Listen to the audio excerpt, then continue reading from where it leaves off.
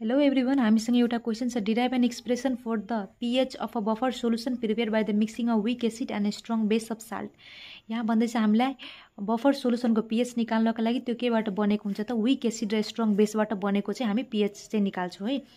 सबसे पहिले भन्दैछ यो निकाल्नलाई हामीलाई के को इक्वेसनको युज गर्नुपर्छ भन्दाखेरि हेन्डरसन हेसल बेल्स इक्वेसनको चाहिँ युज गर्नुपर्छ है। र यो युज गर्दाखेरि हामी के गर्छौँ त पहिला डिसोसिएसन अफ विक एसिडलाई चाहिँ डिसोसिएट गर्छौँ। विक एसिडलाई डिसोसिएट गर्दाखेरि त्यो के भन्छ H प्लस र A माइनस दिन्छ। H प्लस के हो कन्जुगेट एसिड हो भन्दाखेरि A माइनस के हो कन्जुगेट बेस हो है। अनि यहाँ हामीले के गर्छौँ त डिसोसिएसन कन्स्ट्यान्ट युज गर्छौँ। डिसोसिएसन कन्स्ट्यान्ट अफ A मतलब एसिड है।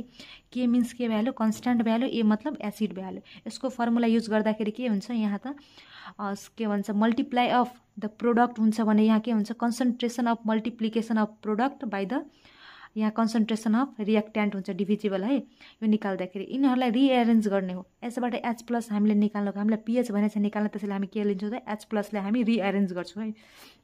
H प्लस निकाल्दाखेरि के भयो योसँग मल्टिप्लाई गरेर यहाँ आयो र यो के आयो डिभिजिबलमा आइसक्यो है।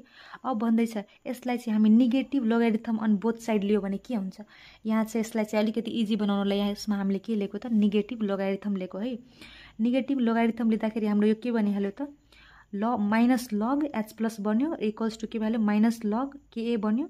अर्को यो के बन्यो त minus log HA by A को माइनस बन्यो है। अब भन्दा चाहिँ using the PKA definition, PKA डिफिनेसनबाट हामीले के थाहा पाएको छौँ भन्दाखेरि PKAलाई के लेख्न मिल्छ माइनस लग KA। त्यसो भए माइनस लग KAलाई हामीले के लेख्न पायो PKA लेख्न पायो। अर्को H प्लस माइनस लग छ है।